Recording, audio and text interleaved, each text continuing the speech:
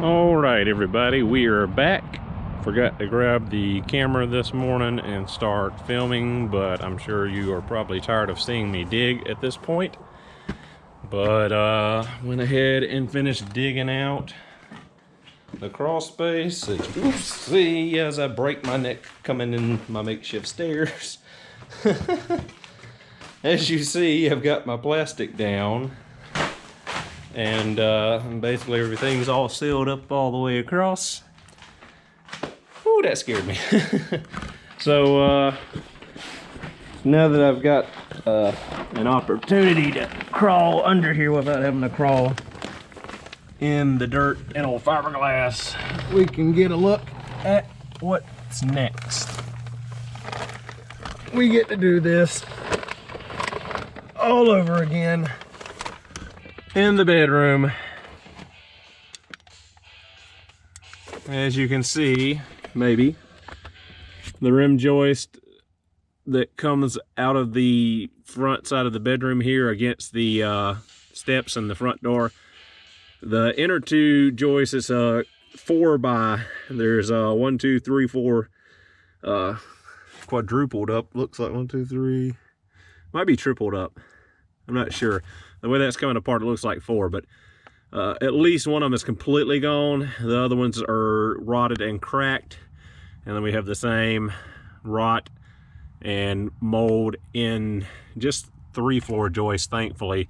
So a lot smaller project. It'll still be a pain having to pull all the hardwood up in the bedroom, but much simpler, knock on wood before I jinx myself, in the long run compared to this living room. So back to the living room before I go to Home Depot and get the last 3 floor joists and 2 or 3 more joists to cut down for blocking and subflooring and insulation for the floor. Probably gonna go ahead and spread plastic as far as I can, just so I've got a layer between me and the ground crawling around under this house in the future, because there's gonna be a lot of me under this house in the future, I'm sure, between plumbing and electrical and everything else. So yeah, I'll be back as soon as I've got something to show you. I'm probably just gonna, like I said, put more plastic down and make a run to Home Depot. Well, I don't know why I didn't bother to stick my head all the way under here earlier, but as you see, there's the front door. There's the new rim joist we put here. This one is completely rotted. And we've got 1, 2, 3, 4 joists that are rotted too. Luckily, they're not very long, so I can probably just go ahead and cut them out from underneath here and replace them. I'm just not sure what I'm gonna do about this rotted rim joist. I know I got good here on the outside, but this is the main load of the house, is in the wall right above this rim joist. So this rim joist is holding the wall that is the center point of the house and the center of the roof, so all the weight is bearing down here. So gonna have to address that. I can't leave that like this. Luckily, I don't see any other rot surprising me anywhere else. I've yet to get over to the back bedroom. I can see the bathroom fine because there's a cutout for crawl space entry there. Haven't got to the back bedroom. Can see pretty much all I need to see of the den for the access back there, that little dot of light. And I've seen enough of the dining room, but I have not really seen back here to the utility room and the kitchen. I really need to get into there and make sure there's no more surprises hiding out waiting for me. But as far as surprises go, this isn't too terrible. Like I said, I should be able to do it just right here. Probably going to delay putting those joists in and closing the floor up, just so I've got some more maneuverability to get in here and get at this. So yep, a little more setback, but it is what it is. All right, guys and gals, bringing you in super late on the project I've been working on today. First thing this morning I noticed this. Looks like I have a stray dog or a coyote in the crawl space, which isn't fun. And as I showed in the other clip about the back side of this rim joist being rotted and the joist between this rim joist and the one that goes to the hallway to the den, I have not recorded progress up until now. It's been a long day, aggravating day, but I'm finally to a good point. I've got the new rim joist in. I have triple plated this rim joist instead of double plated just because this is the main load bearer of the house. If you go above this wall, the roof ties into this. So what I've got here is the old joist, which I did not reinforce, which was kind of dumb, but I didn't really have a way to hold them up and give myself enough working room to pry this rotted piece out of here. Just got the triple plate in. Now I'm going back in with some ledger lock 5-inch fasteners. They're supposed to take the place of a 1/2-inch lag bolt. So what I'm doing is going every few inches, about 16 inches, 12 inches, and running 2 on top of each other and lock these 3 plates good and tight together. And once I get that done, I will replace the joist I completely cut out, and then start one by one replacing the other 1, 2, I think it's 6 joists altogether. 1, 2, 3, 4, 5. No, it's only 5 joists. Okay, so 5 little joists. I think they're about 4 foot in length each, so not terrible, but that's what we're up to right now. I'm so sorry, I'm probably not gonna be able to move tomorrow. I got the triple plate all drawn together. I've got 2 of the 5 floor joists replaced.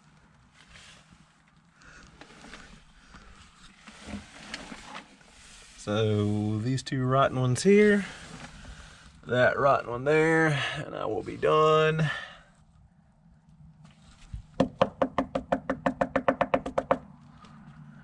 Knock on wood, I will be done under here and finally close this up. Aside from what I got to do in the bedroom, but yeah, I know this is a lot of just sporadic clips, but I've not felt like recording this just because footage would not be usable due to the profanities.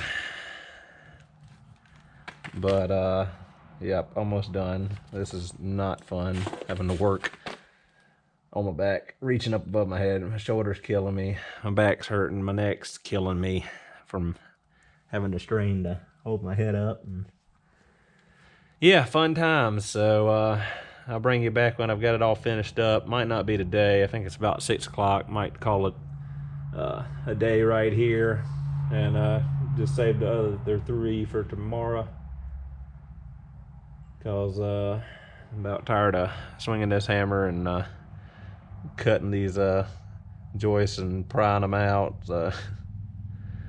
Yeah. All right, speed bump is handled. Now I gotta get all this rotted wood out, get all this sawdust up, cause my stupid self didn't think to cut the wood outside. So now I have it all on my plastic. So here's a shot of everything finished. My left shoulder is killing me, along with my neck, from being under here and trying to crane up and do all this work. But finally wrapped up. Everything is good to go now. I'm gonna get under here, finish cleaning up all this junk. Probably gonna clean a little here, spread some more plastic while I've got the opportunity. Get the flex volt shop vac out, get all the sawdust up after I get the big chunks out, and then probably cut down and hang those last 3 floor joists here and make a run to Home Depot for insulation and subflooring. So let's get to it.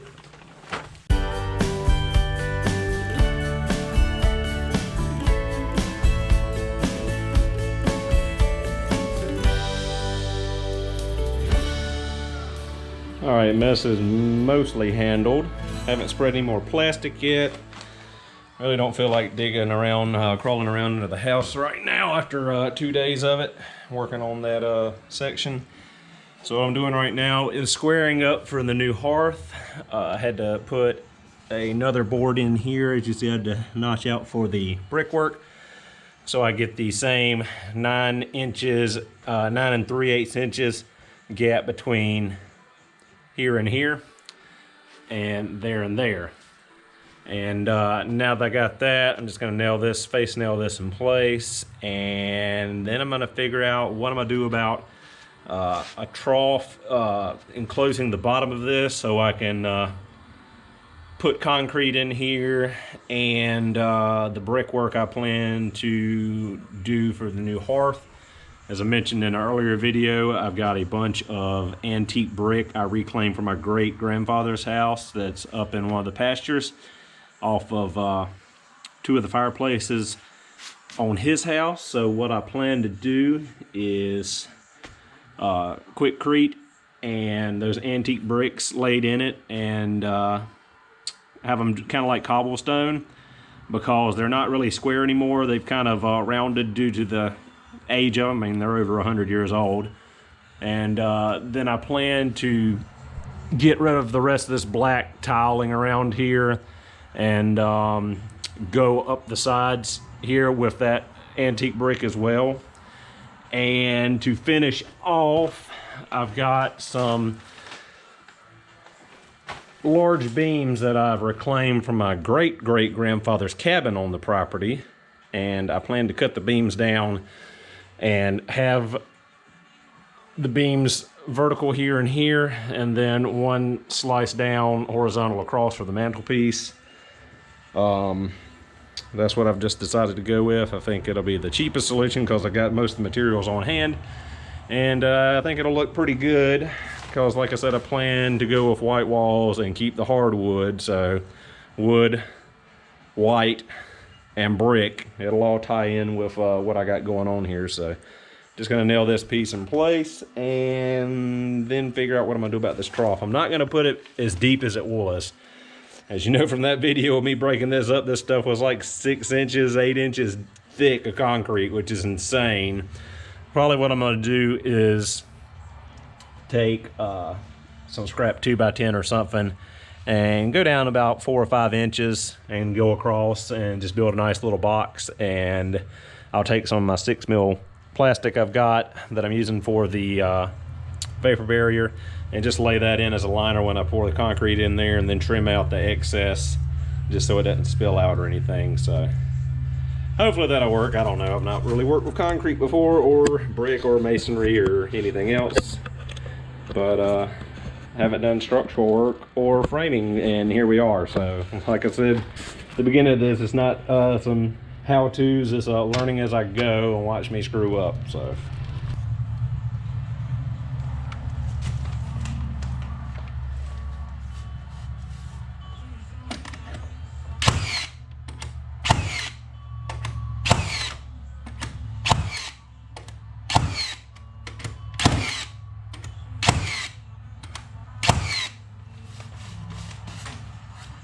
that'll be enough to hold her.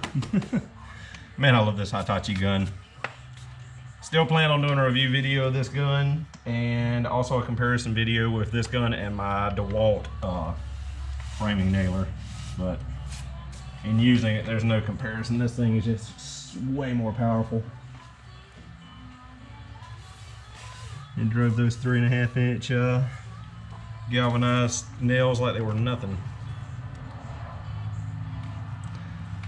So now that that's squared up and framed up, now I got to figure out what I'm gonna do to make myself a little trough, which I don't think that really requires me to do while the floor's opened up, so I might just wait and deal with that once I've got the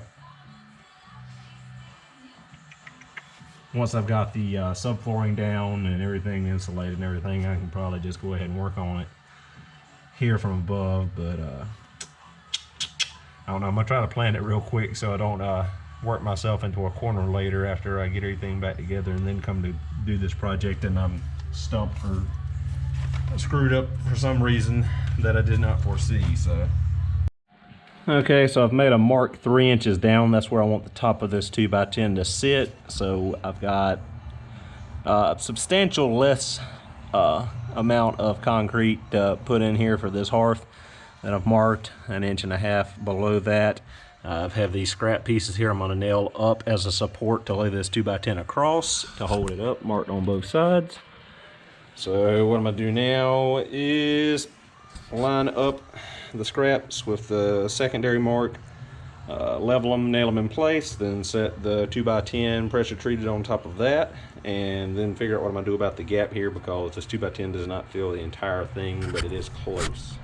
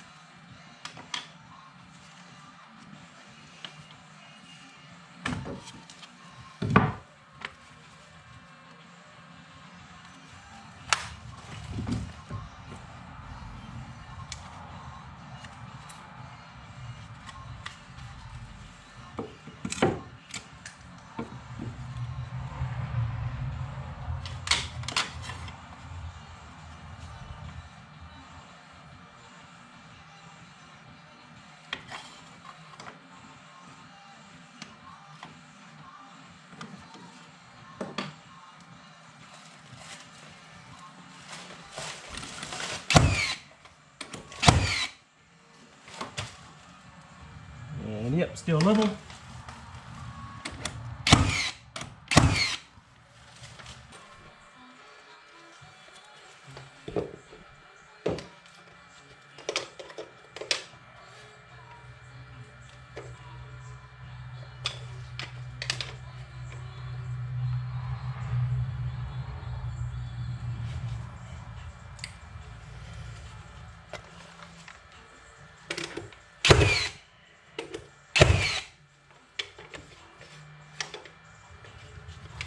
Oops, that one split out.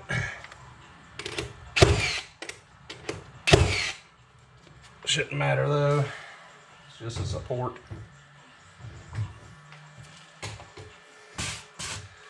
All right, let's see how this 2x10 fits in here.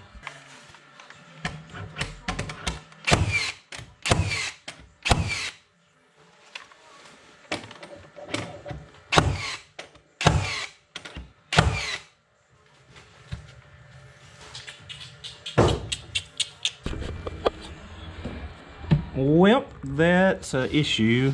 I have to figure out how to fill in this gap. Might cut a little piece of scrap and tap it in there. It doesn't have to be perfect, because like I said, I'm going to lay down some 6mm plastic before I pour the concrete in here and just trim around the outside to keep it from going out, because it's going to goo out around any of these edges no matter how tight they are on the wood, I'm sure. So looks like maybe a 2x4 just eyeballing would go here. And that would cover the majority of what I need to cover. Probably gonna have to take a hammer and chip this out because it's protruding a little bit, but other than that, I think pretty much got this framed out the way I need it to be. Probably gonna go back and put a support block under here or here just to reinforce this a little bit, because it will be quite a bit of weight with the concrete and brick on top of it. But yeah. I think this is pretty much knocked out. We can probably go ahead and move ahead, and I'm probably just going to go ahead and hang the last 3 floor joists and worry about next week starting that insulation and subflooring. Have not messed with expanding the plastic under the crawl space, which I need to do. Like I said, I'm hot and I'm tired, and my neck's killing me, my shoulder's killing me from being on my back and rolling around under there, and I do not feel like rolling around under there tonight, this afternoon, so. Task for another day. I don't have any 2x4s, I know I don't. So I'm kind of stuck on this as well. So what else can I do? I guess I will just go ahead and hang those floor joists, so I don't have any other projects to do right now. Oh well. Alright, that wasn't a fun angle to get at, but as you can see, I added that blocking there to support the outer edge. So we got support all the way around now. Feel a little bit better, a little bit stronger when I push down on it. No flex in the middle now, so yep, I think we're good on that.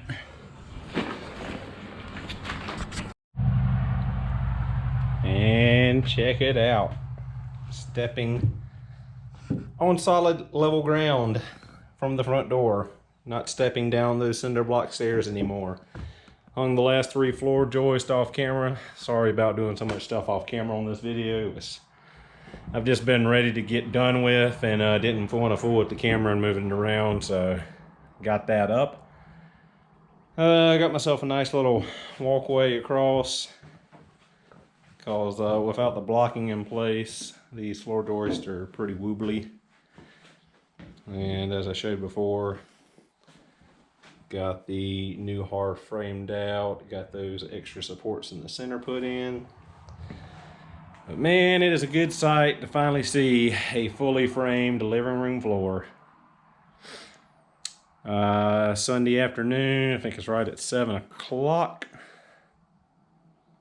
6:38, close enough. So I guess tomorrow I will be going to Home Depot to get insulation and subflooring. And we'll finally have a nice solid surface to start working.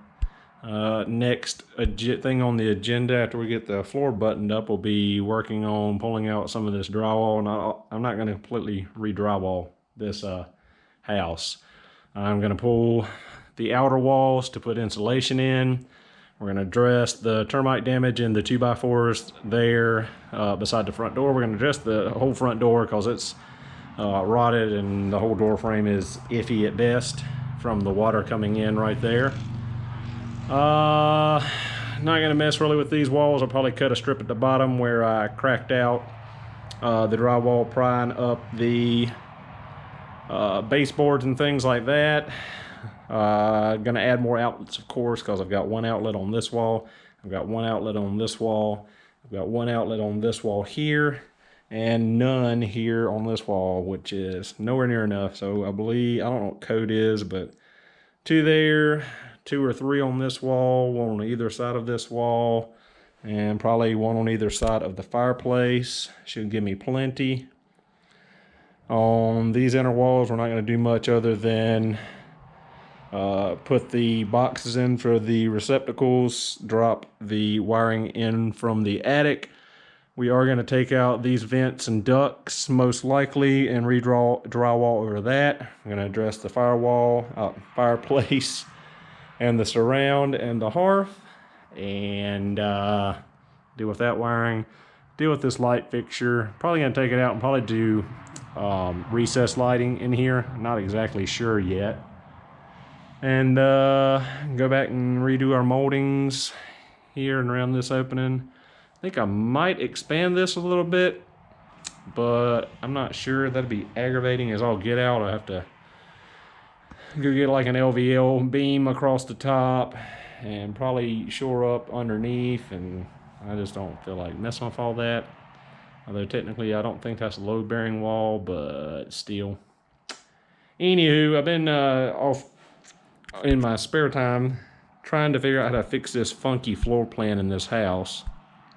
And I think one really easy solution would be to knock out around the corner here where that funky little hallway is between the master bedroom here, the other bedroom there, and the bathroom. What I plan to do is, that's no longer a master bedroom. It's not big enough. My plan originally was to wall off this bathroom, open it into the bedroom here, and then create a second bathroom somewhere else for the bedroom here and this den that's technically a bedroom.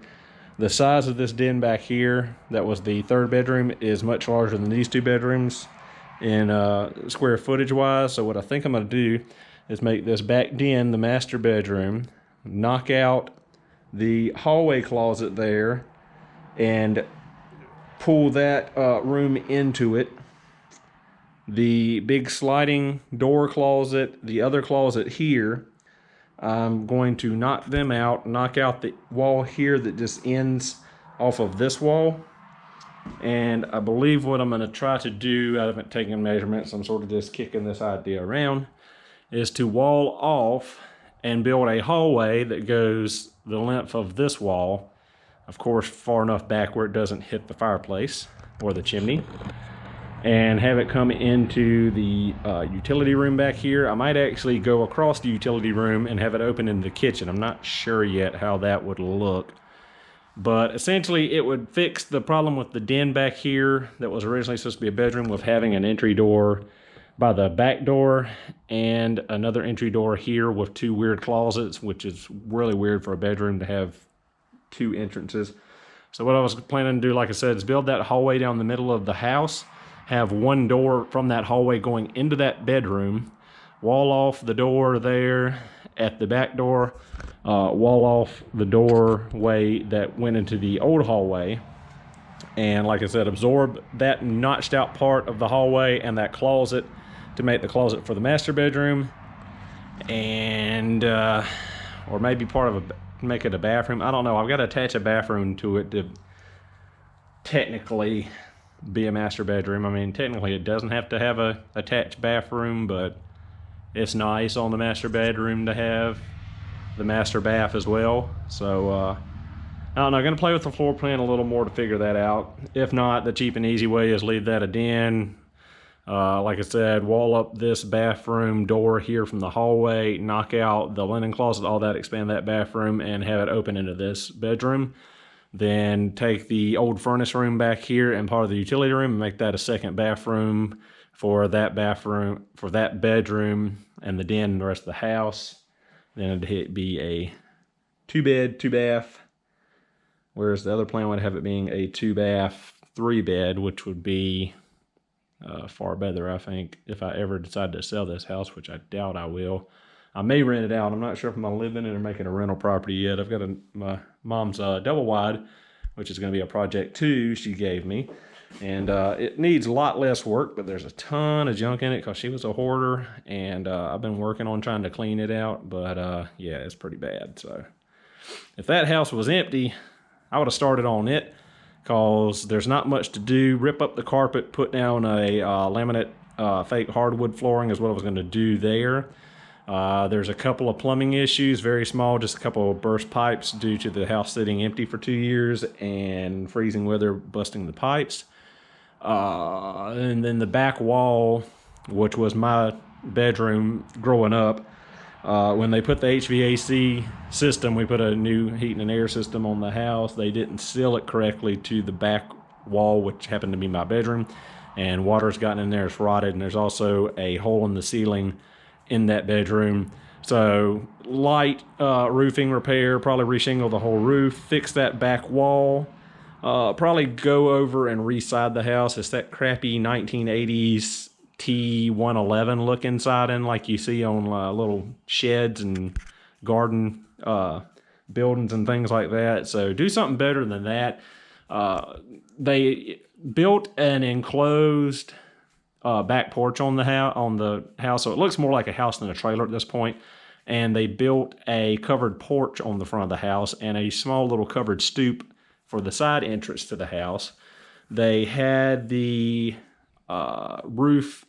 They added the overhangs on the ends of the roof, so it looks much better than it did as I think it was green or brown when they got it. I think it's an 85 model, 86 model. But yeah, it wouldn't need terribly much work or much money put into it to have it where it's livable again. And that is a true 3-bedroom, 2-bath already. So I don't know if I'm gonna fix that and make it a rental, or fix that and live in it and then rent this house out, or live in the house and rent. I don't know. I don't know what would be worth more.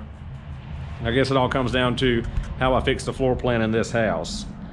Because it's a 2-bed, 2-bath, I probably couldn't rent it as much, even though it's a brick house, as much as that 3-bed, 2-bath mobile home that's got all the additions on it. But I don't know, rambling on here on camera, just thinking out loud essentially. So go ahead, and I'm ready to pack it up and get home, get a shower. So thank you so much for watching. Hope you enjoyed the progress and not much me doing anything.